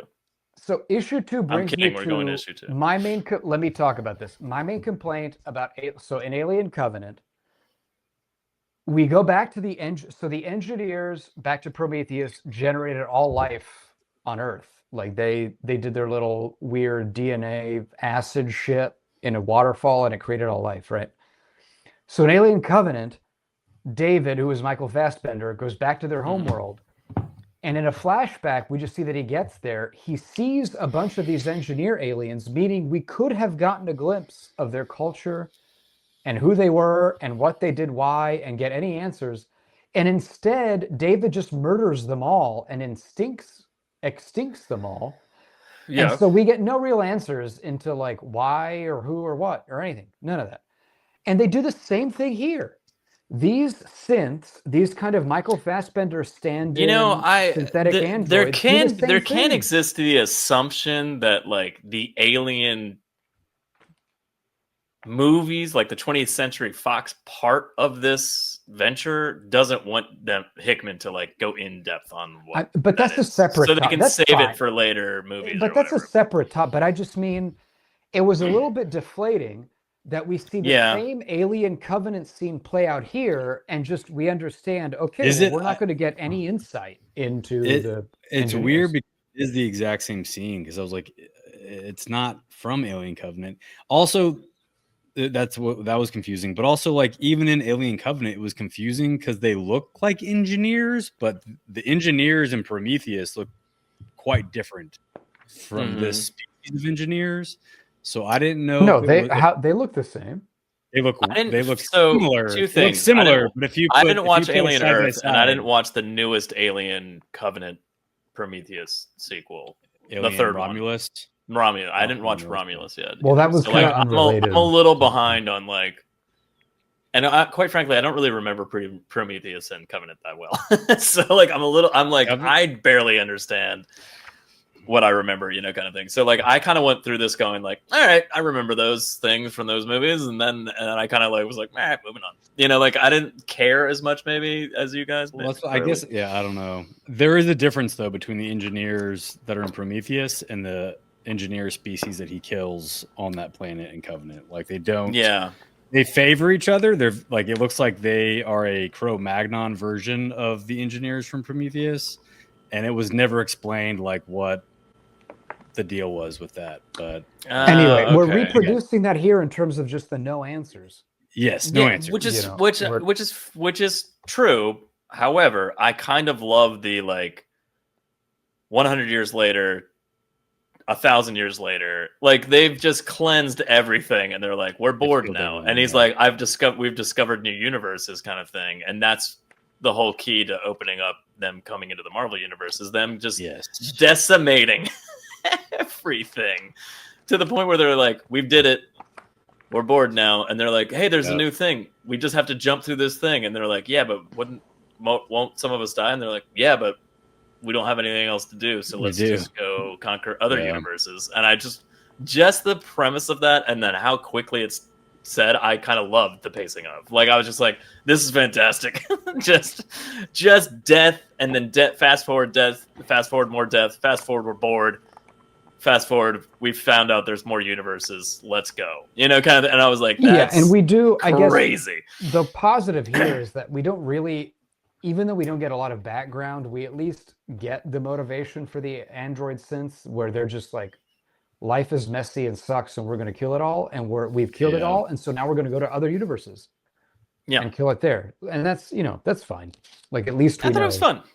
What they want. It was a fun way to be like, it's not just like aliens happen to be in this universe already, or whatever you wanted to call. Like it's just this horrifying thing happened in all of this one universe, and to the point where they got so bored that they figured out that there's other universes. I also another cool like it's simultaneously having in other universes too. Right. You know what I mean? Yeah. Like you're just like, that's so fucked up. Anyway. Another thing I wanted to call out, which is cool, is this issue especially has a lot of Shakespeare references, because in the original universe, when the synths are talking, one of them is holding a skull, kind of like a Hamlet, alas poor Yorick setup. And then later, when Stark is talking to the androids, they reference a Shylock from Merchant of Venice quote of like, "If you cut me, do I not bleed?" Sort of thing. So there's a few different Shakespearean references here, which I thought were interesting. I liked the corporate takeover and the Stark scene. Oh, that was a cool scene. It was a great scene. Great scene. Yeah. Like one of Tony Stark's best scenes ever, I think. I loved the Iron Man hand. It was very Winter Soldier-esque, where all he has is his watch, and he like pulls his watch over his hand in the movie. Do you remember that? Yeah. He just has his glasses and his watch, and he kind of like folds his watch over, and it's a repulsor, and he like uses it on Bucky for like. Well, and then it's also like, well, not to get like too like the whole scene is great. I'm not going to read every line, but Tony pretty much not necessarily outsmarts them, but he learns what they are and who they are and what they've done, and basically he's able to access their systems without them knowing. And Tony just says, "What a horrifying box you are to open." And when he says that line, I love that line. Yeah, like loses his shit and attacks Tony, and then that's when Tony does the thing with, you know, he's like, "How long do we have until, you know, your plan goes into effect?" And he tells him, and Tony's like, "Great, that's all you need to know." And he blows his head off, and the next scene is, you know, flash forward, and it's just that synth's dead body on the and the head in the jar. Yeah, it's fantastic. Yeah. No, but to Hickman's writing, Patrick, I had that line in my notes too underlined. What a horrible box. It's a great line. Yeah. Well, that was kind of like also kind of like a reference to Pandora's box, maybe. I don't know. Or just what a horrifying box. Yeah, because again, that means there's universes upon universes. I've like let's put it this way. It seems to me that Tony is going, well, we can't escape even to another universe because they've already. Right, yeah. And I don't know how Right. far along those are in terms of dying, but like we have to deal with what we've got here. And I thought it was kind of like it's kind of like putting Tony's back up against the wall in the multiverse sense of like there's no other escape routes. We have to survive with what you got here. I thought it was kind of an interesting little layer. Yeah, Yeah, and I just also a little like more the. detail. No, I was go gonna ahead, say Pat. this: the synth when he's like after he smacks Tony and has him like choking him out on the ground. Mm-hmm. He makes the comment, death from a bullet fired before you even understood the idea of a gun. And I was like, oh, that's kind of interesting. But anyways, Yeah, and that's love also that too. referenced because all of this is flashbacks, and we get that, these androids have been murdering multiple dimensions and have been architecting the murder of the Earth for like centuries, and so that's what he means by the bullet was fired yeah. Mm-hmm. millennia ago. Oh, like, yeah, before you were even Also, aware of it. So that was this is the scene that it reveals the old man from Wayland is Tony, but also like the corporate takeover scene. But like, yeah, I love that it cuts to the flashback of like, it's just Tony in a dark room with an android head sitting there, and he's just it's like him remembering it. That's what I'm like. I wish there was like a little bit more of those scenes. Like this is such a badass Tony Stark scene. I would love to see one from Carol or like maybe and one from Miles maybe. And you don't want to pepper them in too often and slow the story down. But like it would have been kind of cool to see like a little bit of more of like what they went through. Because it's also a bit of a tease because the cover art is like younger versions. Like one of the covers is a much younger version of Carol. So it would have been an interesting thing to see, like her. Yeah, the cover art does kind of weigh like Captain America's on a lot of them, obviously. Like, and he's like barely in the book. In 3 panels, basically. Yeah, well, also it is the Iron Man armor from the end of the book. I don't know. Anyway. I'm opposed to what Al said earlier. I don't think Carol looks all that great. She's literally got armor that covers her saggy boobs. I think it's weird. She's 90. I think she looks great for 90. I think it's just one of those things with the female armor where it's like, why does it have to be in the shape of boobs? Why is it in the shape of boobs? Why is it the shape of saggy boobs? It's just gotta be. So back in the present, we find out that Tony's got a spaceship tower. Yeah, the whole city is a ship. And we're gonna bring all the survivors into space. However, it's funny that he's like, we're leaving Earth, and Miles is like, what? I mean, I know I'm the one who said that, but like, I didn't know we were actually gonna do it. Like kind of thing. Like, it's over, buddy. We gotta go. We gotta go. It's honestly gonna break my brain. I haven't heard from their outposts, quote unquote, in forever. Like, like they're just assuming everyone's dead. They're like, everyone's dead, man. Like, we're the last. Yeah, but we get the conflict we get is basically we find out that Captain America is leading a last contingent of survivors trying to get them to the ship. Mm-hmm. And one thing I want to say is I kind of love this version of Captain America's outfit with the classic costume top, but like a cargo military. But he's just wearing pants bottom. Yeah. It's kind of a cool look. I kind of enjoyed that. What do you in like a future team scenario, like in an Avengers Forever scenario, where you get to like handpick the team that you want to focus on. Aside from Logan, I loved that they didn't use Captain America. Like I love that they were just like Captain America wouldn't do that. He'd stay and fight and then he'd die. Yeah. Like that's what Captain America would do. Kind of thing. Yeah. And I really liked that they didn't like put him on the team, even though he's on a lot of the covers. They didn't like put him on the team. He's not like present really. He's just off doing what Captain America would be doing, protecting people. And then he just doesn't survive because he would never leave somebody behind. So like, like if they're all escaping and there's one person left on the ground, he's not going to leave, And also, he doesn't make sense outside of Earth. Like if Earth and America is dead, he doesn't make sense as an entity. He should sacrifice himself with it. I think it's cool that Bruce follows him down. To fight. I would, again, not necessarily a sequel, but I would love just a full long form issue of just them fighting nonstop. Just give me the interlude where it's just Hulk and Cap on a planet by themselves fighting endlessly, to where it's just mounds and mounds of Xenomorph bodies and they're just still fighting. Like, I would just love to like just be like, this is amazing. Like, I like to think they're still fighting. They could be, like, honestly. That's what I'm saying. Like, at the end of this story, they're like, we're all that's left. I'm like, I don't know, man. If you went back to Earth, I bet Captain America and Hulk would still be making some headway. I don't know. Two things to the Hulk sacrificing himself. I think it's cool because, one, this was the main character up until now, so him dying really makes the stakes matter. Again, to Hickman's writing, I love this idea that, Tony is saying, don't, Bruce, like, we have to go, like, let's go. And Bruce makes the point that, like, if I left and I didn't fight for these people, I'd be a monster. And as he says that, he's launching himself as the other cool thing is he's physically grabbing the walls to launch himself off with his arms like a catapult, It's which really is a good. really cool visual of doing that. And then he's just leaping through the air and asteroid blast lands. Well, it's just like, it's really cool. It's a wide out shot when after he's left. So he's like up in the air and he's kind of tiny. And then when he lands, it's just like the landing like kills like 30 Xenomorphs, just like the burst of it. But here's my question. Was it careless? Because could a face hugger implant itself into the Hulk? Yeah, and then create a Hulk alien, which would be a problem. Awful. I don't think so. Would be a problem.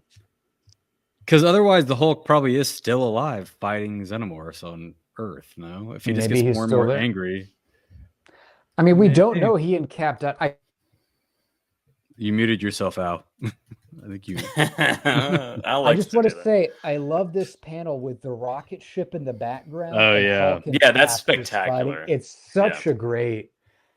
I just love that. I mean, just space in the background of the rocket and the two of them going down swinging is amazing. My question is, do you think it's new purple long underwear that he's wearing, or is it the same ripped up pants? I think it's the same. He's been wearing this all the time.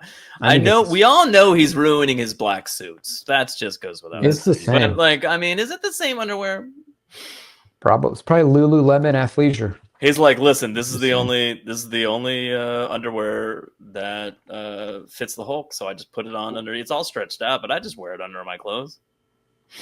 And I also do just love the the detail of just they're always conscious of the fact that Xenomorph blood is acid. Like the Hulk has way back in issue 1, I was going to touch on that too, Patty. But like when the Valeria Hulk dies, always has smoke off his back.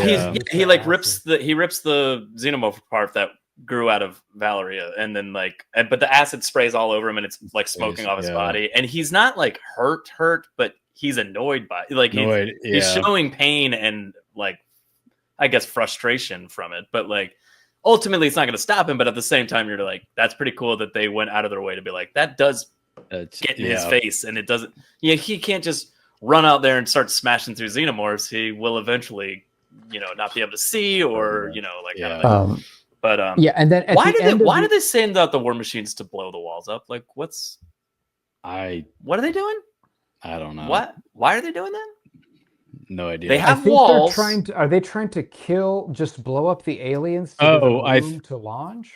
Was that I think. Oh yeah, maybe that was the plan. Actually, they couldn't afford one Xenomorph hitching a ride. Oh, we can't even afford one to hitch a ride. Yeah, I think the idea was we're just going to carpet bomb the area around and then take off. But then because Captain America was trying to save those people, they waited. But but that still seems. Anyway, why don't you just leave the walls and launch? Like, it's fine. It made sense. I thought that was a weird move.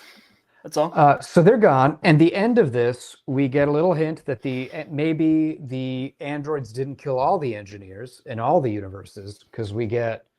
First of all, I would you guys know the resting bitch face thing. These engineers have resting piece of shit face. Yeah, they really do. I want to punch every one of these dudes. Just straight in the face. Just punch them straight. Yeah, they just look like asshole. What'd you guys do? Did you make humanity? They look at different. This guy. Look at this guy. What an asshole! Look at him. Again, Ribic does a phenomenal job of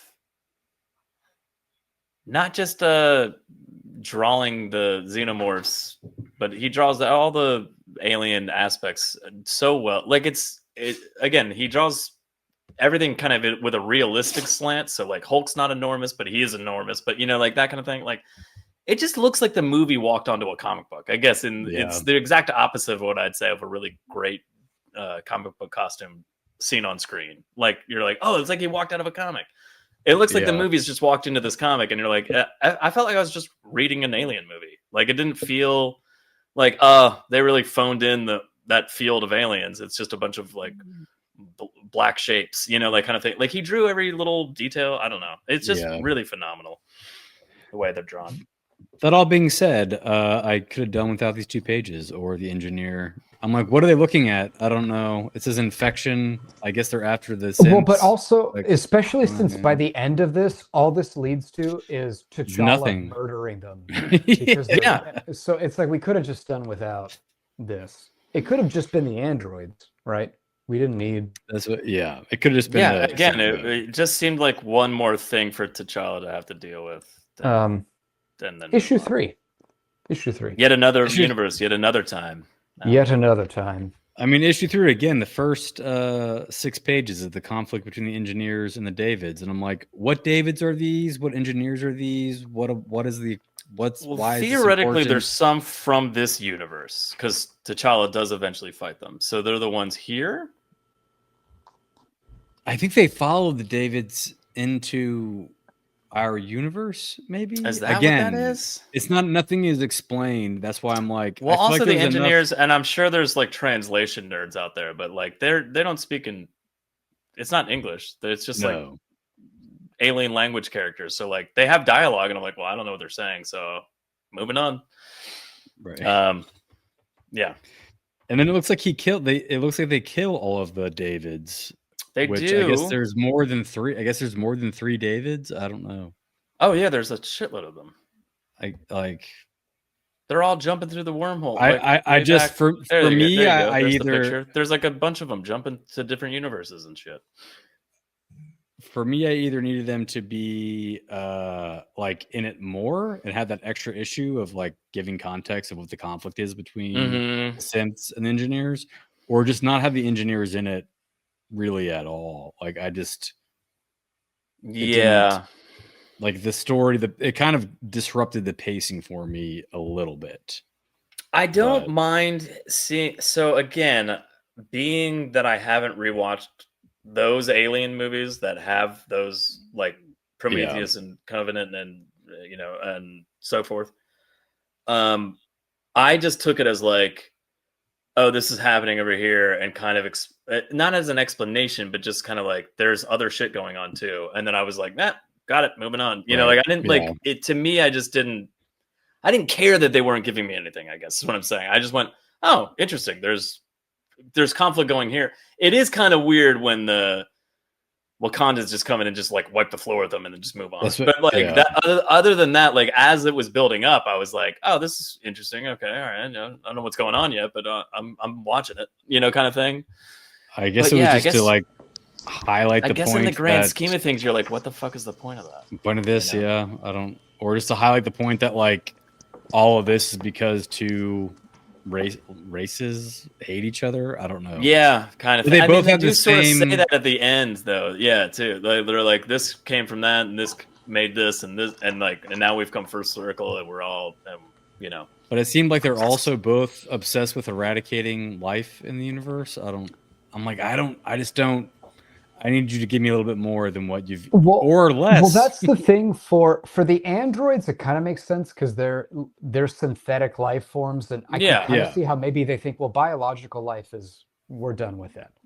Yeah, the engineers, I feel like the engineers were going to different planets that were already infested with xenomorphs, and they were black holing them and blowing them up. They were eradicating the xenomorphs. Yeah. But they later went in the later issues when T'Challa like literally goes like, my empire is now just hovering over random tiny black holes that have ripped planets apart that were taken over by the xenomorphs. But like, he mentions it. but they seem to imply that they weren't only targeting alien planets, but were just sort of generally undoing all the life. Right. But they originally made humans too, though. So they were like, let's get rid of all this shit. Well, but that's I what I think mean. that's It wasn't kind of what their specific goal to the is. infestation, but more just kind of like, we're just going to get rid of all of it because it was all messy. One thing I wanted to talk about that I laughed at when I read this was this panel of the androids just kind of like, oh, what's this over here? And then you turn the page and it's just a giant thing cracking him with a punch in the face. I just laughed at that. It's just the engineer with his little helmet, just bam. What is that version called? The space jockey? Is that what he's called? When they have that suit on? I don't know.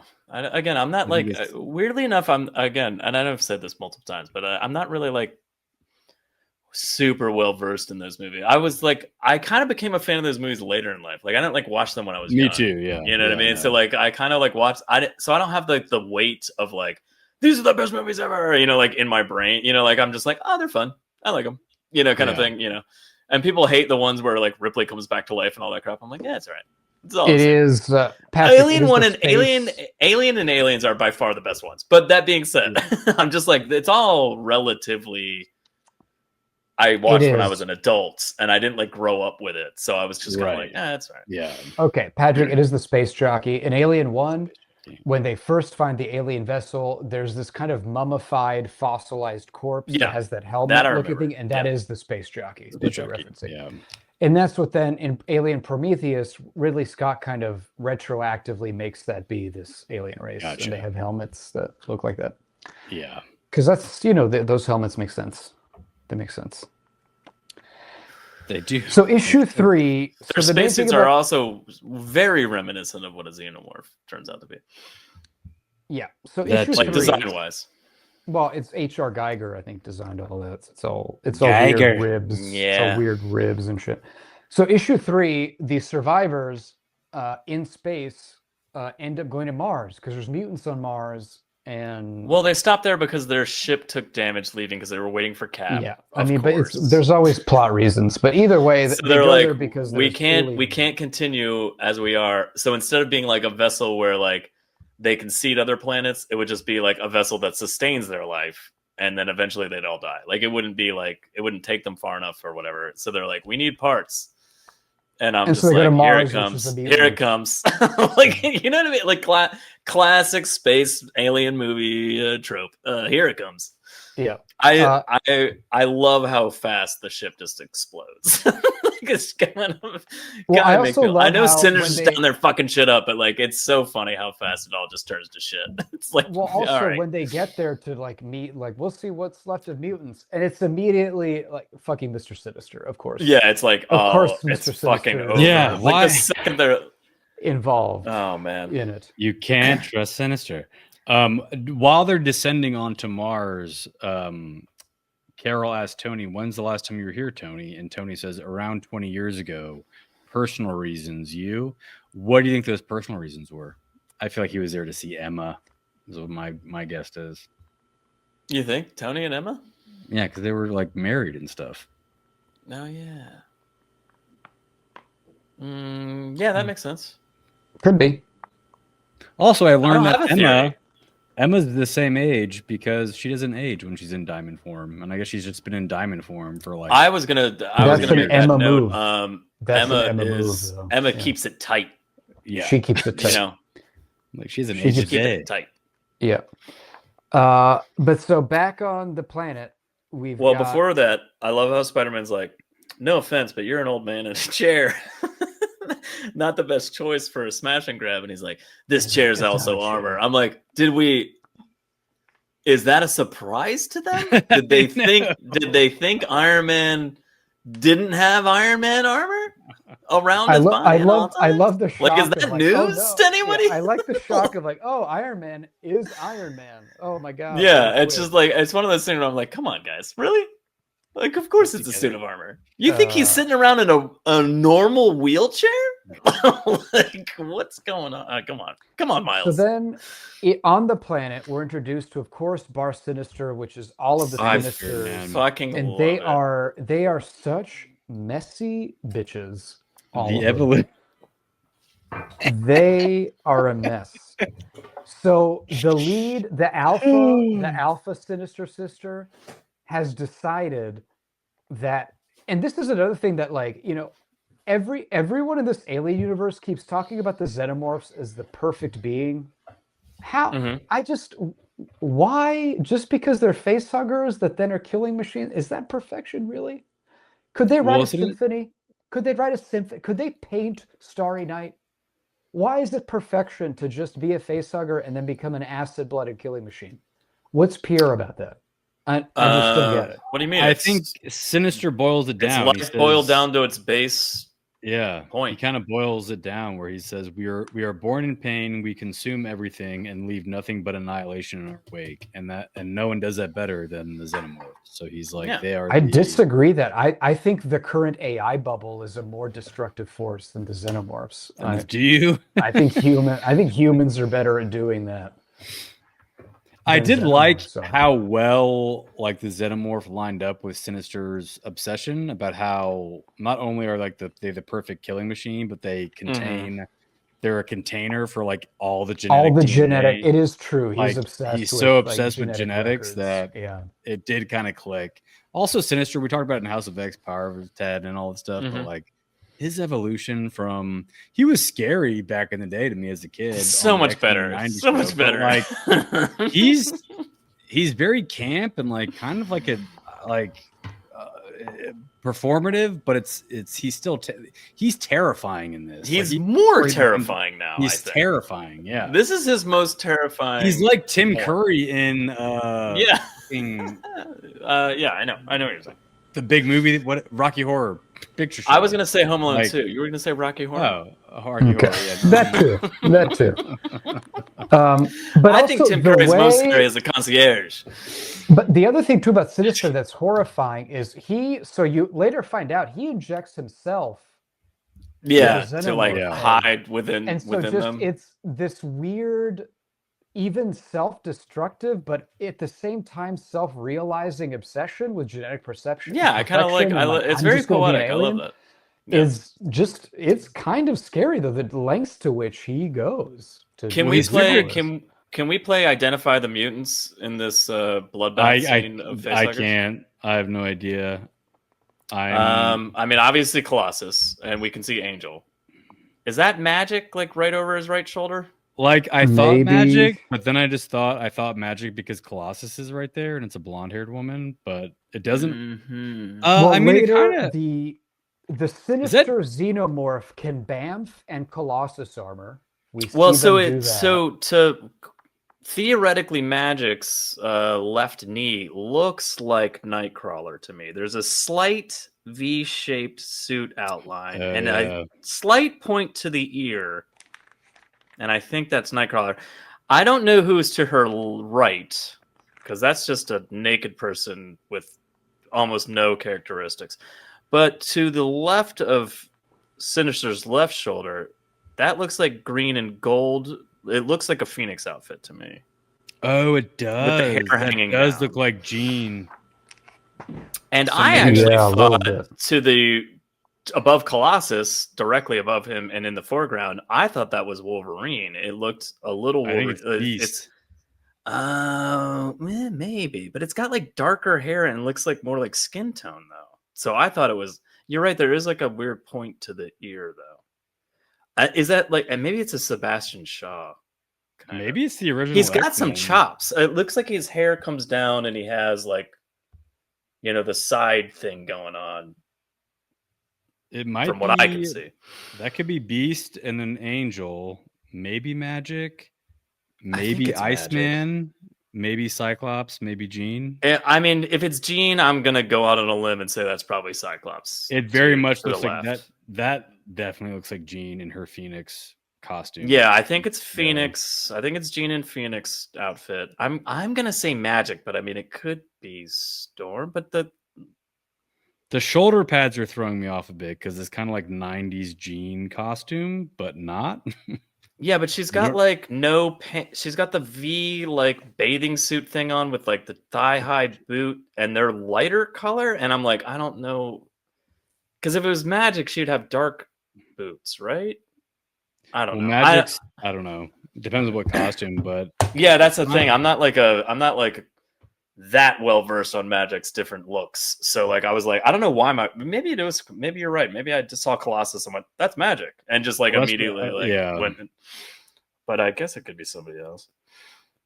I mean, yeah, the one to her right is like directly above Sinister's head is like impossible. That maybe you're right. Maybe it is an Iceman kind of thing because it was basically a nude body.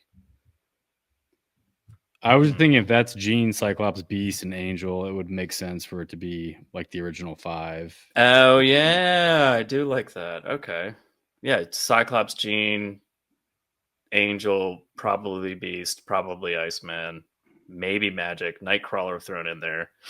All right, okay. I was just wondering. I mean, this is such a weird tangent. I was just like, well, no, I spent some time. I was thinking about who it might be, and I wanted to see what you guys thought.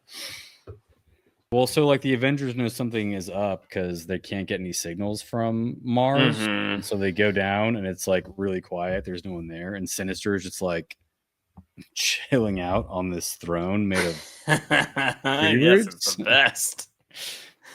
And then by the way, my favorite part is like when all the shit starts going down and a bunch of Sinisters go onto the ship and start like oh my god, that was horrifying. Gun that shoots face huggers, but they're having such joy doing it. Well, like let's talk about that though. Like it's literally so while the Avengers are confronting like Alpha Sinister, the rest of the clones they have like guns that are like T-shirt guns from like an NBA game, except they shoot face huggers out of them. T-shirt guns. So like. It's insane. Like holy shit. That's the best. Like, the expression on that one Sinister's face when he's shooting the gun. I know that's why I'm laughing. It's so funny. It's like and then a facehugger grabs somebody and some random human is like, ah! And he's like, it's a gun human, a gun that shoots facehuggers. And the way he's so elated. It's the best. And I'm like, oh no, this is bad. But I mean, awful. And we can go into more detail, but I want to cut to this one bit where Tony just goes, he's like, how could you do this? And I'm like, it's fucking Mr. Sinister, Tony. Like, what the fuck? You have thought this through so well, and you're surprised at what Sinister is doing. Like, what the goddamn fuck? Never trust Mr. Sinister. How could you do this? How many times? Oh, I did what I always do. Fucking survive. Anyway, so good, dude. It's so funny. Sinister, where is everyone? What have you done? Tony, why are you even saying words? Like, what? Like, you should have just blasted him in the face. Like, and then been like, we need to get back to the ship. There should have been like literally zero conversation.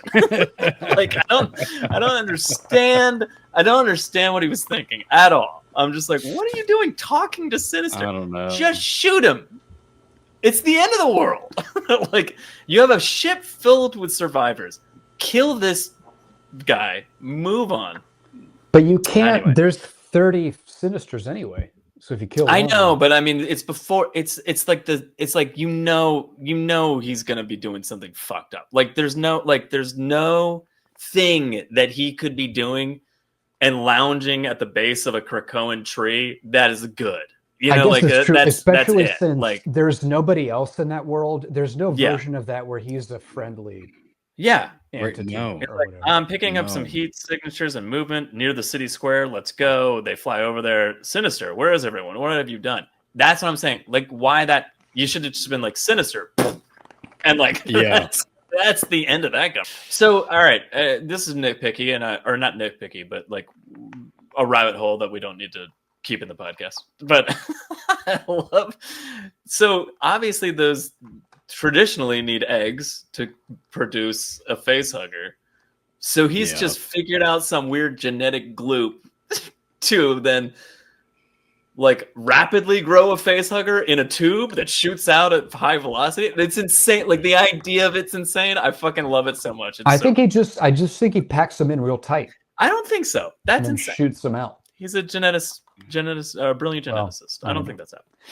All right, but we do get introduced to the remnants of the. I do like the X-Men. I know we talked about Wolverine earlier and how he's always a survivor. Before remnants of X-Men, let's talk about the fight and what happens. You know, they try to survive. They're getting their asses kicked. Well, they get their ass handed to them. Yeah.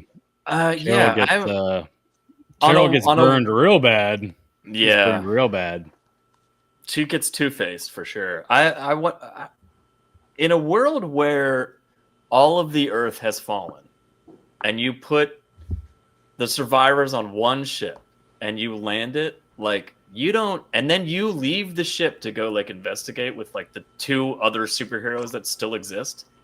You don't go, hey guys, take off and like orbit, and we'll figure out what's going on. Like, what? Why are they landing the entire fucking? It's insane. It makes more sense. The whole sense. plan's insane. It makes no sense. Like, it makes more sense. Tony planning this far along and then just going, yeah, we'll just land on Mars, see what the X-Men are up to.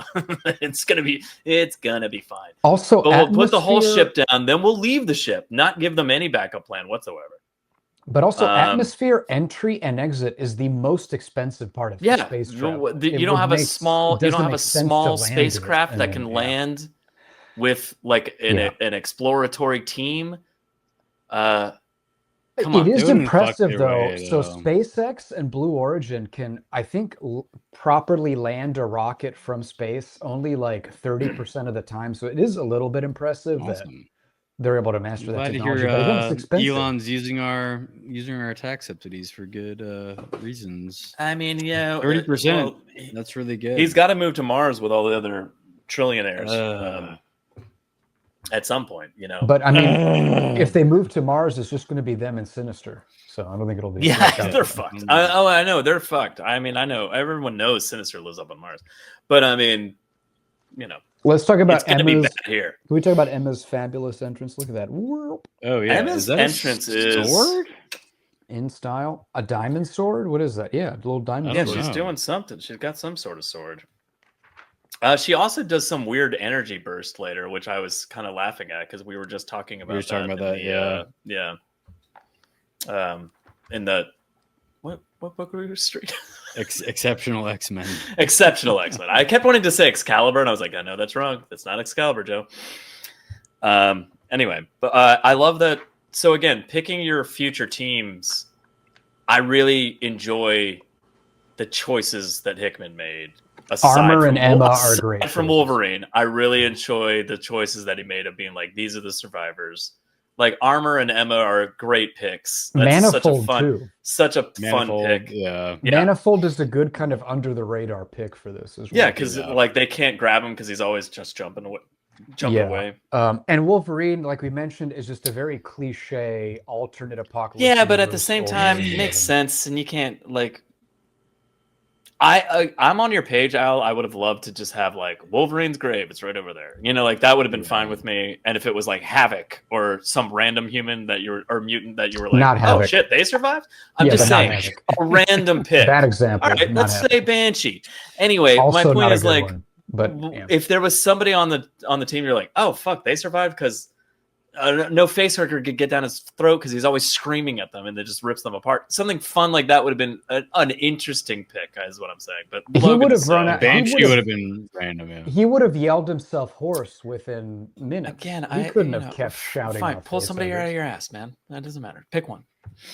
Also, can Captain America get infected? Yes. Why not? I'm assuming so.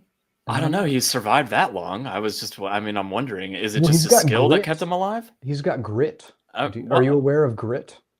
I don't know if his super soldier serum makes his throat impenetrable to whatever dick you were saying earlier. The serum actually lubricates the throat. Oh, it lubricates. It makes it easier. Oh, shit. You all want to talk about Snyder's Zeus. Look at Wolverine's arms.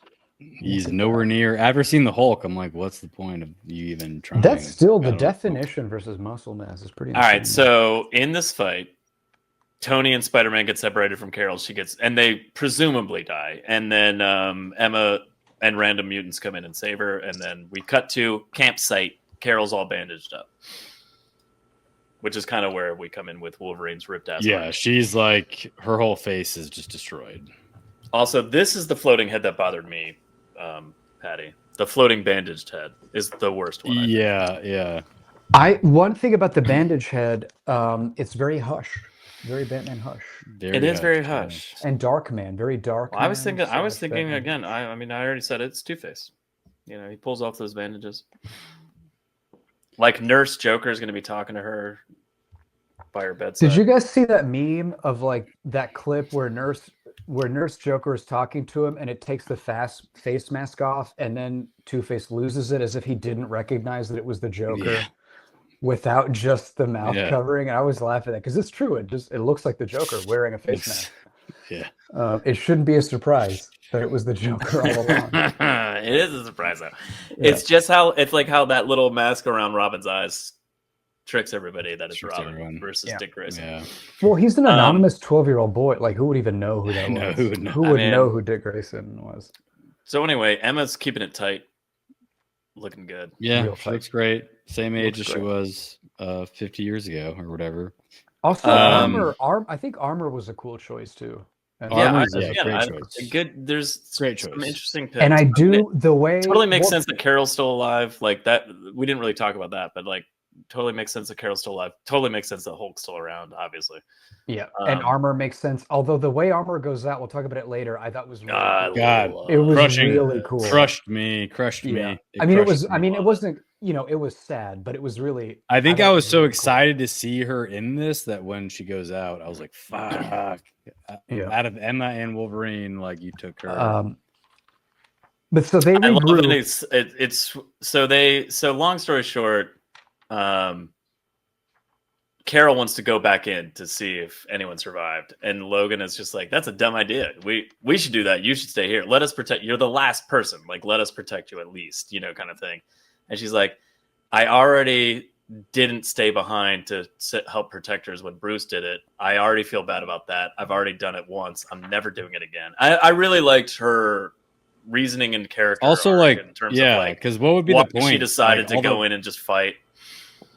All the people on the ship are dead. Like, she's literally. Well, they don't know. So it cuts to the next day, and they walk out of a portal, and it just says the next day, and she goes, "Damn it!" And it's like the whole ship is just ripped in half. Yeah, I'm like, I love that. Anyway, but aside from that, it's really I like her reasoning at least of just like, fuck it, let's just go. I do like. So back to that panel where the ship is destroyed, and she goes, "Damn it!" I like how Wolverine just is like, "Well, let's keep looking." Yeah, that's it. Let's keep. It's just like, all right. Well, let's look somewhere else. Oh, that was funny. We do see that Iron Man bit the dust, unfortunately. Yep. Tony has a face hugger next to him, so that means a xenomorph has come out of his body, and that's how he's died. Well, first of all, you're drawing conclusions. You don't know that for a fact. Yeah, there's a big hole in his chest. You don't know that his chest is burst. Classic chest burster style. You're assuming. You're seeing two pieces of evidence, and you're jumping to a conclusion. It could have been I don't know about jumping. He's slightly stepping forward into an obvious conclusion. Connecting the dots. Yeah, I think he's making a very logical and. What's the thing they say in court? Supposition, you're on. It's not supposition. What is it when the? Well, if you're that dumb who's trying to kill me, you say that it's on the burden of the defendant to prove their innocence and not on the burden of the plaintiff to prove their guilt, which is the opposite that you learn in law school. No, but it's like, there's a thing in legal dramas whenever they show evidence and they're just like, it's supposition, Your Honor. It's not real. What is it called? All right. Issue 4. Last issue.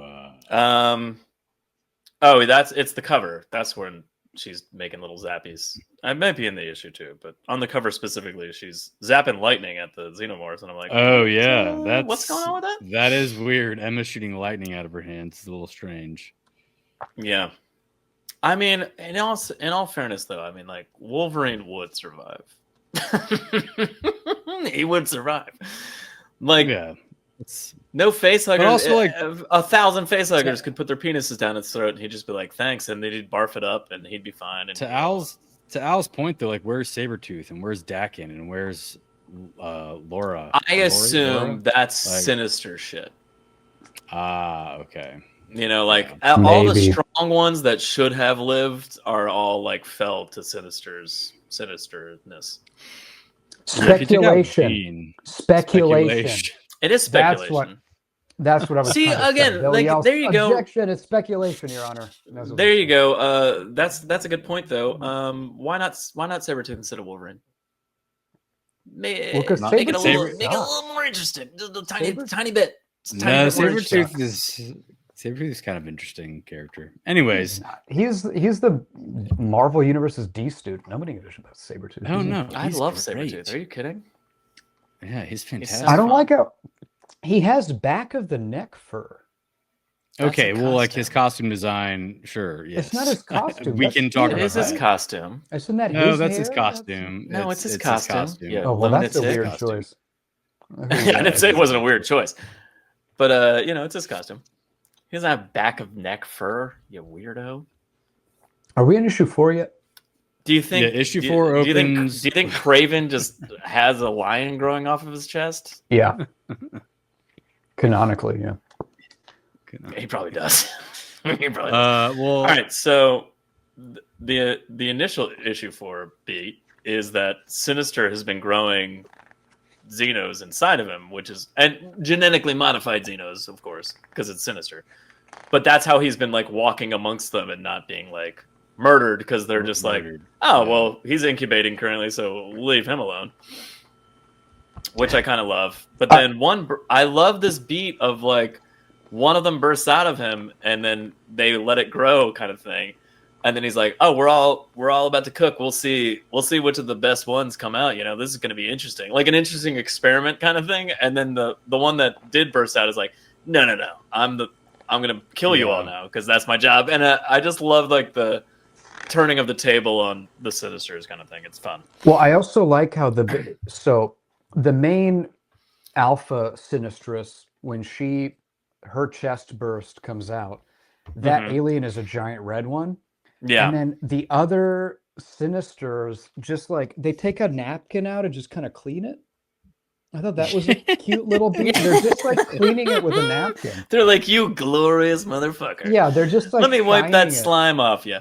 They're just like shining it. Like what a it's fantastic. I just love it. It's great. Yeah. Just everything about this. Also, after that, we get a little bit of background into what the Wakandans and Chala have been doing. So they've been kind of. You find out they've also killed the engineer. In addition to the androids earlier, they've also found the engineer. This is all in flashbacks, but they've kind of. Well, I also love watching the fall of. Well, the growth of and then fall of the Wakandan Empire was really fun. Yeah. Really fun beats to take. Also, Chala is just grade A badass. Like, he just takes out these engineers. These engineers created all life on Earth, and he's just destroying them. He just chops that motherfucker's head off. Sword in the air. What a badass. Love T'Challa. He's crushing it. The Wakandans are... I mean, the end of issue 3 is literally Carol going like... They see the spaceships enter into the atmosphere, and they're like... all the other mutants are like, "Who the fuck's that?" And then Carol's just like, "Fuck yes, it's the Wakandans." like she's so excited. She's like, "Oh fuck, we have a chance," like kind of thing. Like I don't know. Yeah. But so after that flashback and all that, they could all leave in the Wakandan ships, but Emma makes the cool point of like, "I'm not going to leave and leave. We need to take Sinister out. That little bitch needs to go." And I kind of that's killed, a badass. Yeah, point. Her and yes. I love Emma Frost so fucking much. Yeah. Well, I mean, she's very much about the mutants' cause, and like Sinister killed all of the mutants. He killed all of them. Yeah. So her and Wolverine are like, "Yeah, no, we'll stay, and we're gonna kill this motherfucker." So the rest of the issue is pretty much a boss fight where they have to fight this Sinister Xenomorph. And it's pretty cool because as they fight it, the Xenomorph starts revealing some mutant powers that Sinister has borrowed from X-Men we all know and love. At one point, they attack it, and it bamf, and Nightcrawler teleports, which is a neat twist. And it comes into earlier, we referenced this, but so the cool thing, so Armor has this exo armor she projects out, and the Sinister teleports inside her armor and takes her out. It's brutal. It's brutal. It's the worst death in the entire books. Yeah. I was more upset about Armor dying. Me too. Than any other person dying in this entire book. I'm more upset about that. I like Hulk jumping out and hanging out with Cap, and I can, because in my brain I can be like, they're still fighting. Like they're gonna die probably, but they're still fighting, kind of thing. But this one I was just like, oh no, Armor. And then another so cool power we see is, so Carol goes to reference how she mentioned she wanted to die earlier when Patrick mentioned it, foreshadowing. She flies up and just kind of Vegeta final flash. She novas it. She supernovas it. Supernovas it. And the sinister alien survives, and as the camera kind of comes into focus, we see that he's got Colossus armor over him, which I love it, because so Colossus is my favorite X-Man.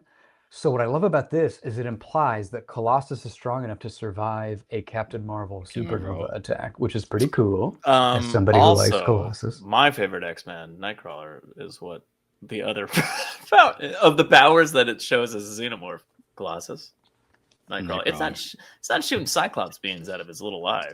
But so at this point, our heroes are kind of against the ropes and they don't know what to do. And now we get a cool flashback at basically seeing Tony preemptively set up the downfall of the sinister xenomorph, which is pretty cool. Yeah, so fantastic. Tony and Miles, like we knew earlier, they were kind of stranded and they get overwhelmed.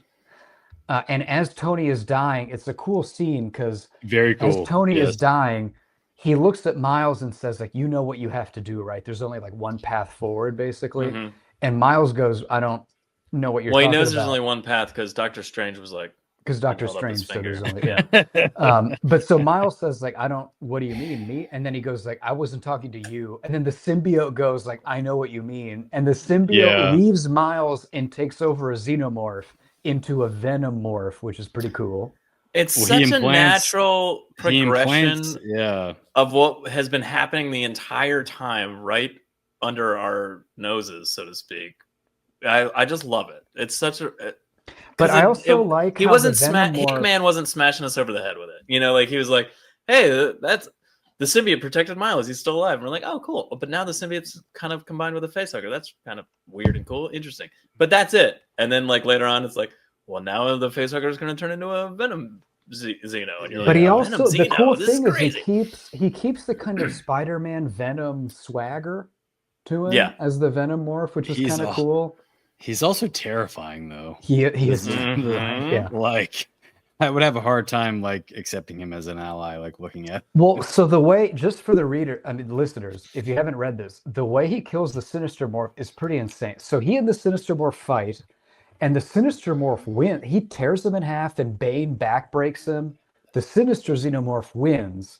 Yeah. However, the symbiote just jumps from the dead Xenomorph, takes over the Sinister Morph, and blows them up from the inside. It's horrifying. It's and then I guess the other Xenomorphs kind of recognize him as the alpha, like the biggest of the. They're like, we're out.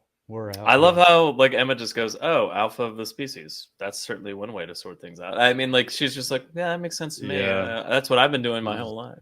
But the cool thing is this whole 4 issues, Hickman through the androids and the Genesis and Sinister has been referring to the Xenomorph as like the perfect parasitic killing machine, all of that.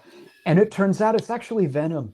Venom is the perfect symbiotes. Parasitic killing machine. Yeah. Like he's the strongest one, not the Xenomorphs, which was kind of a cool twist. Great. Like, I'm sorry, the 1 month later when he's on the ship, that's a scary looking. He's just hanging out. He's just hanging out, watching TV with them. Yeah, he's terrifying. It's fucking insane. I love it. And I weirdly love that Miles just kept surviving because he's hanging out with the Venom the whole time. I'm still left. Oh, hey, I heard there was a ruckus. And you're just like, what the fuck, Miles? Weird shit to say. Guys, speaking of ruckus, do you all hear like something weird in your headphones? Do you hear like a weird feedback? Kind of like a does this? Does this pass the Bechdel test? Does this The Bechdel test? The Bechdel test. Does this pass the Bechdel test? The answer is probably no. I don't think Probably this one no. does. I don't think this one does. I Does it? don't think it does either. I can't think of a single scene where two women have a conversation, not about a man or about anything. I can't think Or of about a single xenomorph, about anything. I can't think of a single conversation between two women at all. I don't think it passes. What about Carol and Emma? They're never alone. They're Do all they just ever- in the group. do they ever right? No, talk? It's just a they're not group alone. They talk. discussion. Yeah, It's a more group like Carol's discussion. talking to them, and they're all talking to Carol, and she's just there. But So but they talk. Hickman, we got to do better. Gotta do better, Gotta Hickman. Gotta do better, Hickman. Gotta do I mean, better, in a man. post-apocalyptic world where almost no one survives, make more of them women. Yeah. Yeah. What are you doing?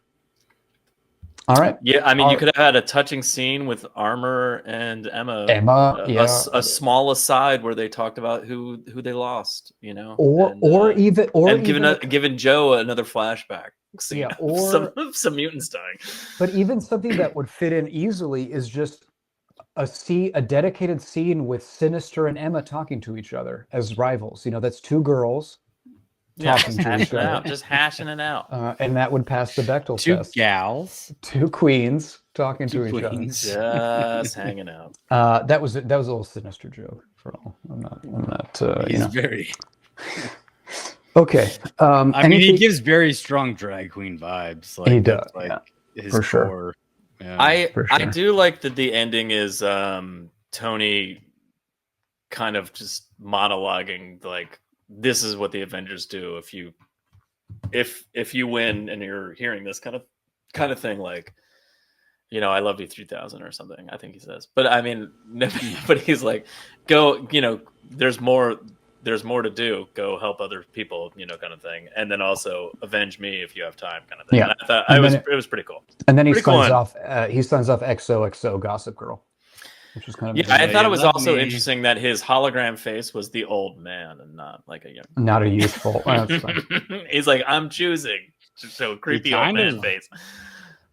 It's actually if you all, I don't know if you're aware, but like the main difference between Greek and Roman sculpture is Greek sculpture was very youthful and idealistic. Like a lot of times heads of state would be drawn as like 20-year-olds, was sculpted that way to be the peak physical. Romans, however, preferred age over physical beauty. And like a lot of busts of Julius Caesar and emperors are actually filled with like wrinkles and look older because they prized kind of wisdom and the older head of state more. So I think maybe Tony's more in the Roman mold than the Greek. Yeah, clearly. Is all I'm saying. Yeah, I love that. All right. Anything else to say, or should we head to final opinions? Final opinions, recommendations. Recommendations. I'll go first. So you'll go first right now? I was ready for that. I'm fine with that transition. I'm fine with that. I'm not going to lose my recommendations.